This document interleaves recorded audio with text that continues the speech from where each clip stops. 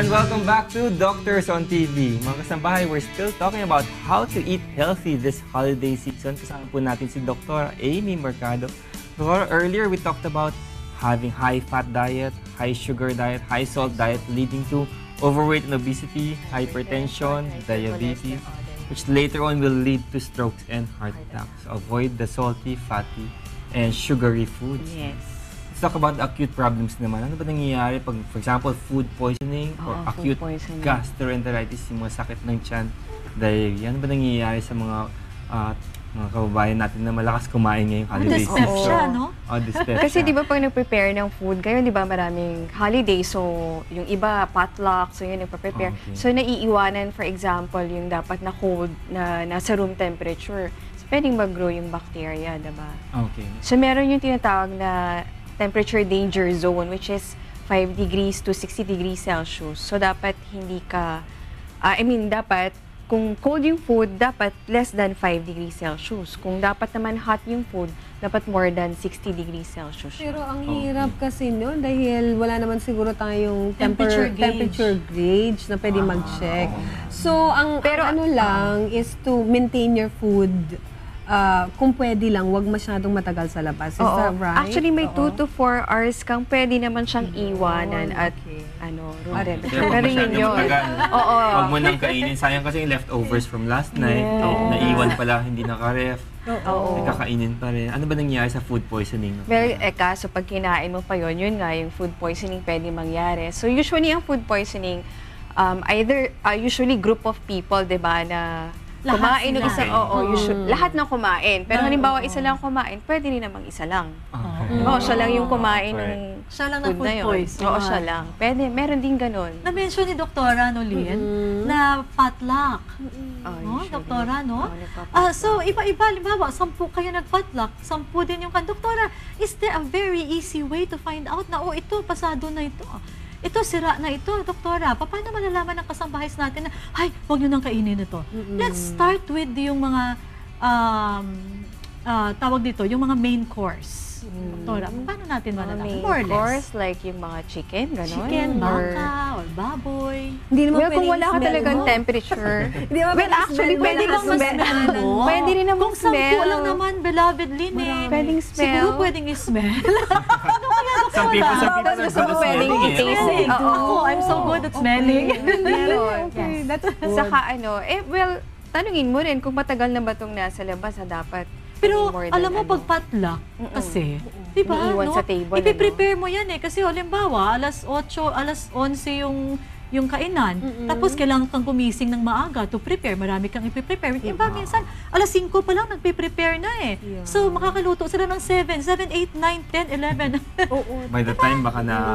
Baka dapat Yung mga may proper toxins na yun. story. Tsaka si Doktora kasi mentioned, Dr. M. Nolin, earlier, that, hindi pala pwede na magkakaroon tayo, Doktora, tama ba, na magkakaroon ng sobrang difference yung temperature.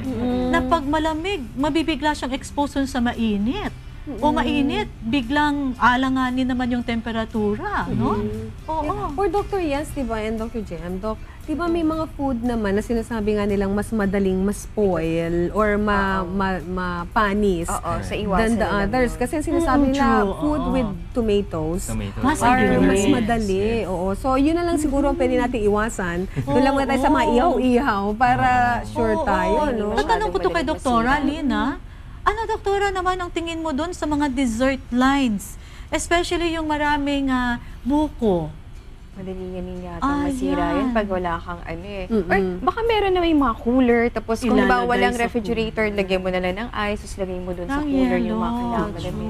Very true. I remember, nag-duty ako sa hospital. May kinain akong Oo. old food from last night kasi overnight ang duty namin. Hindi ako nakakain ng dinner.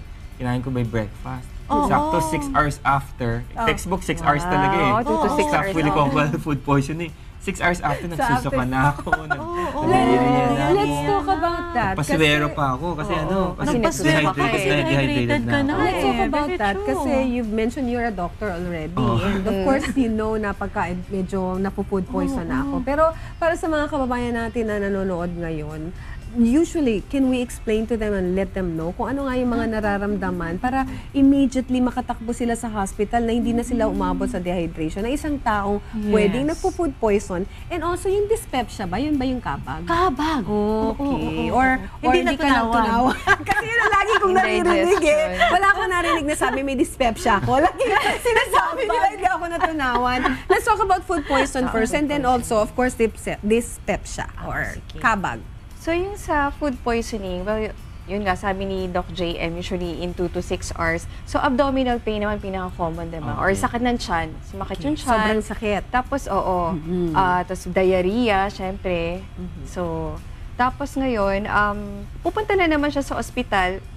Ay, pagka yung nagsusuka na siya kasi pagka naman, pag masakit ang tiyan, saka yung diarrhea, pwede pa kasing i-manage yun at home eh. Like, uminom lang siya ng oral rehydrating salts, pwede diba? naman.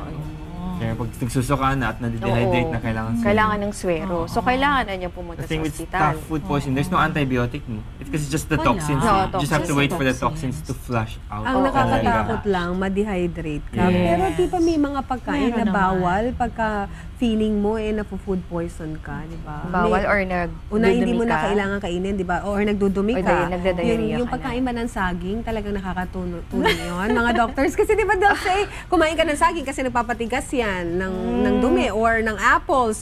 And then, hindi ka na pwedeng kumain ng mga fatty foods, yung mga flakes lang, yung mga crackers and yung Mga madaling drinks. ma-digest. Oo, Ayun. Totoo yun. Totoo ba yun?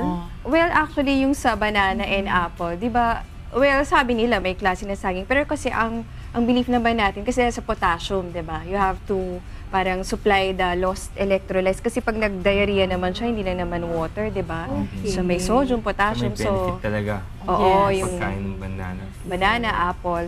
Tapos ano pa yung isang tanong mo? Yung mga crackers lang daw, ang pwedeng oo. kainin. And then Kasi yung, syempre- meron ba silang nire-recommend yung soft drinks na walang kulay?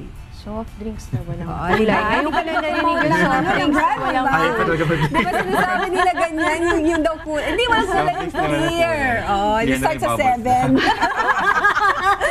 Yun daw, sinasabi nila, it drinks na walang helps daw kulay? para hindi ka na Hindi namin alam yun. mag-continuously diarrhea. Makalala ka mag-dyspepsia dyan sa soft drink na yan. Sabi ng lola ko eh. Sasakit ng tiyan mo.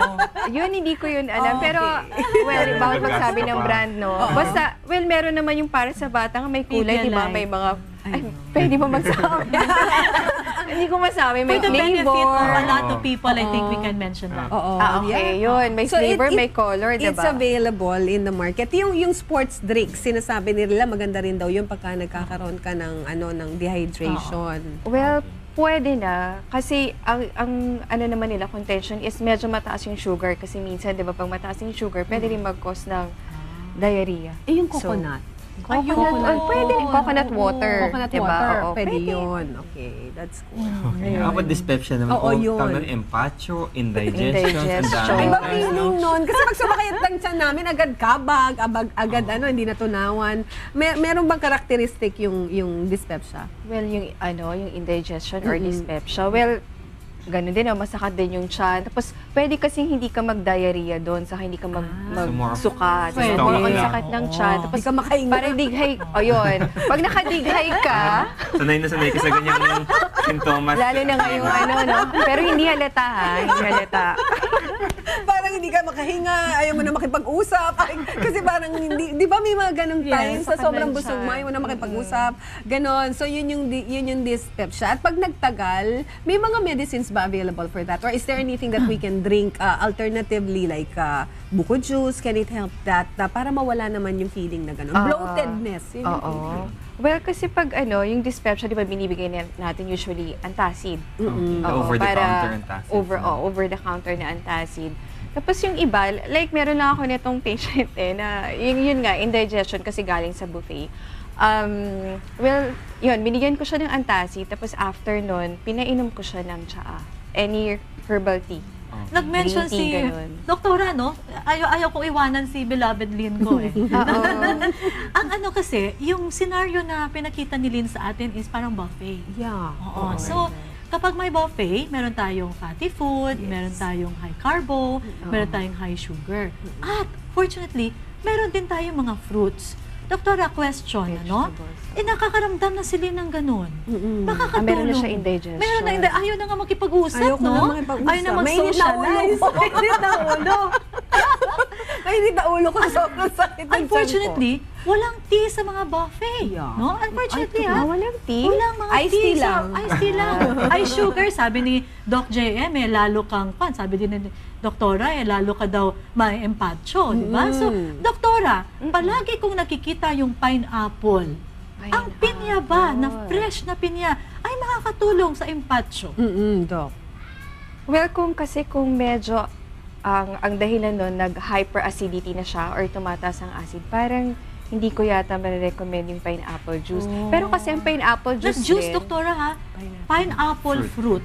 Hindi siya fruit. processed, so wala siyang artificial sugar and all, but may enzyme Fresh. siya. Fresh. O yun nga, may Nakakatulong kaya enzyme kaya pwedeng Ayun. makatulong sa digestion. Yun, dahil meron siyang enzyme. Yan, okay. Ayan, so alam ko na gagawin ko. Pagpasok pa lang sa buffet, maghanap na ako ng pineapple Ayan, fresh. katabi, Uunahin mo. Kagad. Baka gawin mo Okay. excuse para kumain ng marami. Pwede na kumain ng marami kasi may pinya pala. Unahin ko na lang yung pinya. Anyway, this time, matungayan po natin muna ang ating topic sa ating new Naturally. Ayan, Naturally Yours. Nutritional Guide to Prevent Nerve Disorders. Siyempre, makakasama natin ang ever beautiful, ever young na si Lysias Moralia. Please watch this.